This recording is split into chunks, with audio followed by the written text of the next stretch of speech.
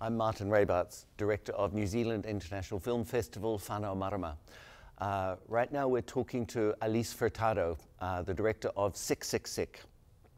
Alice is speaking to us from Rio de Janeiro, one of the most beautiful cities in the world, one of my favorite places. Alice, hello. Hello. Great to see you. Thank you for joining us, and thank you for sharing your film with our audiences here in New Zealand. I mean, when I first saw this film in Cannes at the world premiere, and you and your team presented it very beautifully. You even staged a protest. You used it you had an action protesting certain things that were going on in Brazil at the time, and just seeing what's happening in your country right now. You know, all our love and support to you all in Brazil. It's you're going through some really, really hard times. So. You know, we acknowledge that and recognize that on the other side of on the other side of the world from you, but we're very aware that you guys are really having some tough times there. In a way, sort of like the tough times in your film for your main character. A film like this steps into a story arena which is very well traveled or very heavily populated. We're talking about the zombie arena.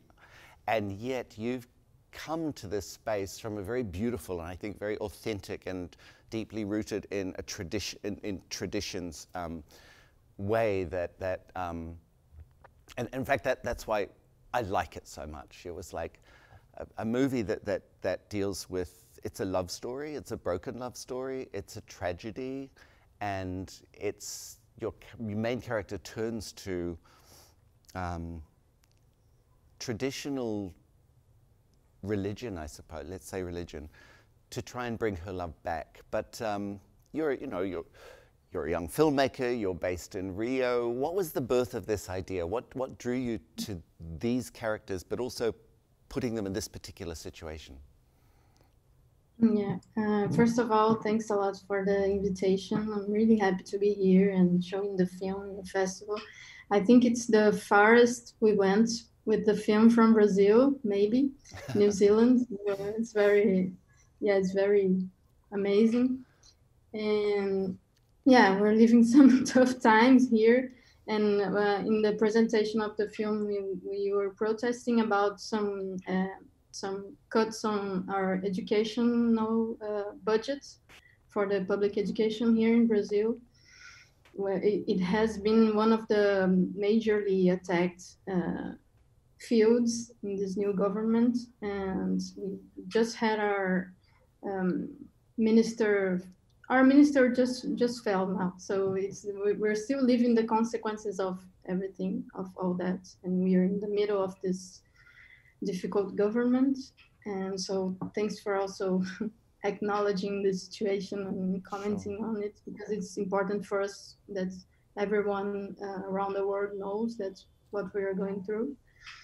And about the film, it started like a long time ago, like 2014. I started to develop these ideas, and it started with the main character, Sylvia. A little bit because of some of my own questionings about love and desire, and I was very young at that time also, so I can identify with this vision. You're not very old now. I'm 32. Okay. It's something. So, and I was like 20 something at the time. And I was thinking about this, what happens when we have an intense first experience of love and desire, sex and everything. We discover everything at the same time, and we live something that's very intense, and suddenly we are building something with someone, and suddenly this someone disappears, and what happens to our own body, what's like physically, what happens when we have to deal with this absence. And also, I still am a huge fan of horror movies, so I was watching a lot back then, and especially classical horror movies from the 40s, like Jacques Tourneur, and like I Walk with a Zombie, and this kind of films. And I don't know why I started to mix the two interests together. Like I knew also from the beginning it would be a story about resurrection. And since I'm a fan of horror movies, I'm a fan of the zombie genre. It was logical to me to go to voodoo, but in this fashion that's already dealt with in popular culture, you know, with films, especially like it's a more cinephilic approach than traditional. It's not something that's it's not our religion in Brazil. It's like a mix of a lot of signs that she gets from all the encounters and all the sources she meets, and she mixes everything up and does her own ritual. It's like something that goes. What sort of research did you do into those different elements of voodoo or ancient religious beliefs and practices, which I believe in the north of Brazil are rooted very much in an African tradition and came with the African slaves, who are now a large part of the population of the north of Brazil, or their descendants, I should say. How deeply did you dig into that? Yeah. Actually, I decided to not go too deep because I respect a lot of these religions. And also in Brazil, we don't have voodoo. We have other branches of the same origin, but we don't have this kind of practices. We have other ones, but I didn't feel like at ease to talk about it because it's not my place. It's not from where I come from. So I decided to go really into how does pop culture takes these signs and put it into film, and like the book which I present in the film is already an appropriation, is already a white man that goes to Haiti and does his voyage book, but in a very sensationalist way. So she's like drinking from the bad sources, and that's why things don't go well. It doesn't go well, yeah. And in fact, you know, when she first goes on that journey out of grief, it's very understandable. Like the absence of Arthur, her lover, is a huge loss to us as well, because he's such a compelling character on screen. And I think you work with that idea of absence really, really strongly as a motivation. You know, the vast gap he leaves for not just her, but for us as an audience is really well handled, because we're with her on that journey. And when it actually works and yet goes wrong, you know, we're allies of her journey, which is, you know, that's a special thing to be able to achieve, I think. When you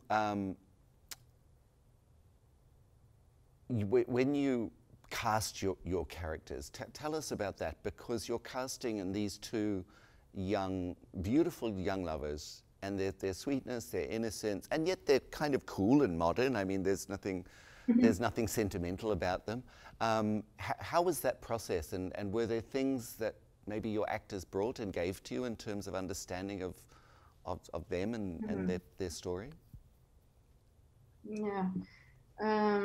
Actually, it was a long process. We interviewed to start, we made an open call, and we got a lot of returns, and we ended up like interviewing 50 girls, 50 boys, and then we made smaller groups to work a little bit like in a workshop to understand how they move, how they talk, and little exercises, experiments with them, and also to understand the couple together. And but Louisa, the main character, the girl, I've seen from the interview that she was like the right one. And actually, my casting director, he called me the day he met her because he had such a clear image of what I was needing, and he called me and said to me, "You can be." You can be at ease now because I think we found her. Oh wow! And when I met her, it was really the kind of thing that I was looking for, which is like some kind of sweetness and some kind of sort of like a young girl, still very naive in a way, but also with a very dark, side to her. Yeah, a potential for darkness. Yeah. Even her voice, like she can go from something very sweet to something very, how can I say, low tone, and this was very interesting.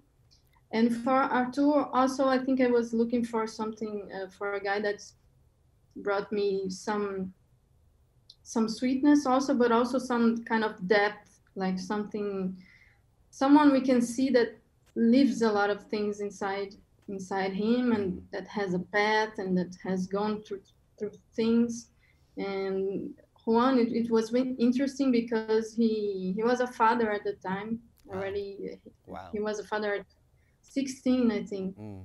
And I don't know, from all the boys that I met, he was the one that had more, I don't know, he has this intensity in him that we can see from the way he looks, but he's also adorable and very very boyish in a way. He when he dances, it's super cute.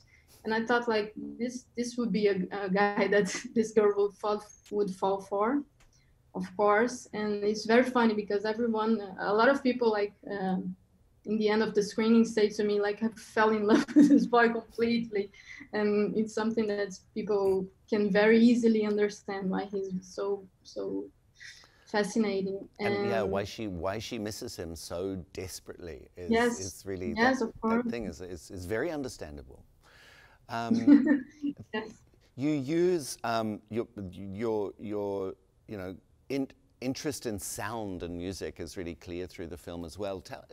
Tell us a little bit how you arrived at the sound design and also the score, which is just beautiful. It's so much part of the film. It's so much a strong element of the film.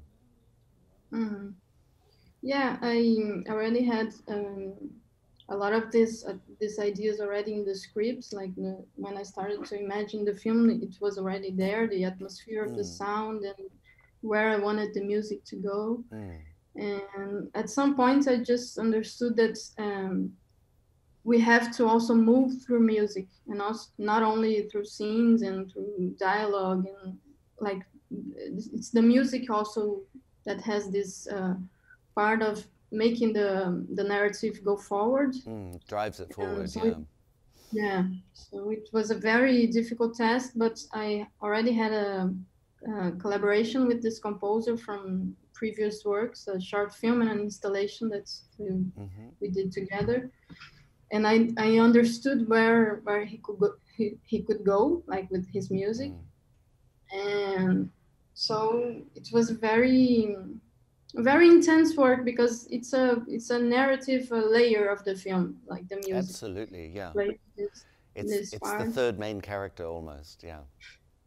Yeah, and after we already had like one score that was made before the editing, before we wrapped the editing, and then we spent like a month or a month and a half just working on the music. And that's when we got to everything. But I had references before because I can't edit without music. I always put something on to understand the feeling. When another element of the story that plays, is almost like a character, is the location, the beach location, when she leaves the city.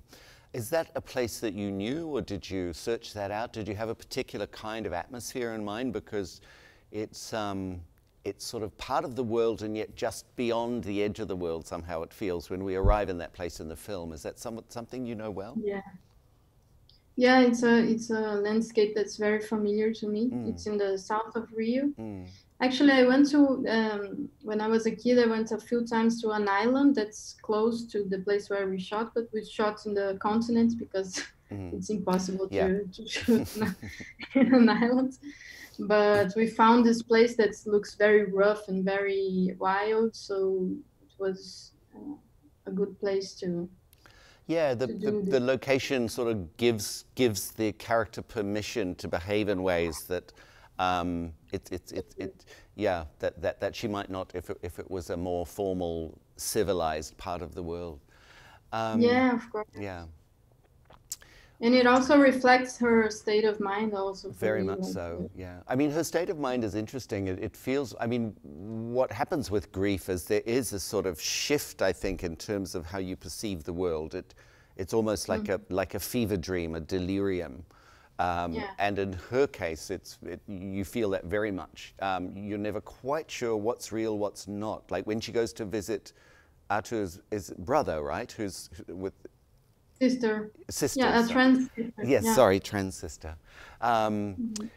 This is, you know, this is almost a surreal moment, a really beautiful scene in the film. But it's almost the sign that she's lifting off the ground a little bit and going into that delirium space of grief. Yeah, I wanted this scene to have this feel like she's crossing a path through something that's not what we've seen before. It's not the same kind of reality, something else, and like something more. For this scene, I always imagine like this atmosphere, a little bit David Lynch, something very strange. Yes, it sort of gives the audience a clue that we're going somewhere that we're not, you know, necessarily have been before, which is terrific. Yeah. And you know, the whole film does that, and I just really, you know, love that about it. You take me and the audience on a journey we'd never ever been on before, and one that was actually emotionally, though complex, really comprehensible within the framing of how you tell it. So, you know, congratulations for that. Very nice to hear. Thanks. I'm just looking over your shoulder. You have a poster from Jacques Tati. Will we expect something lighter from you next, or what are you thinking? Yeah. I don't know if super light or comedy, but I want to do something lighter. Yes. Okay. Because it's intense. Also, it's intense to go to dark sides, you know, to dark places. So sometimes. And maybe, you know, just going back to the beginning of our conversation, maybe writing something and imagining something that has lightness to it is also a bit of an antidote for where you are right now. So that's totally it. Yeah. All right. Hey, Elise, thank you so much for joining us. Again, congratulations on the film, and we look forward to whatever's coming next, that lighter story that you're working on. Yeah, thanks a lot. Okay. Thank you so much. Okay. Very nice. Been a real pleasure. Bye. Okay.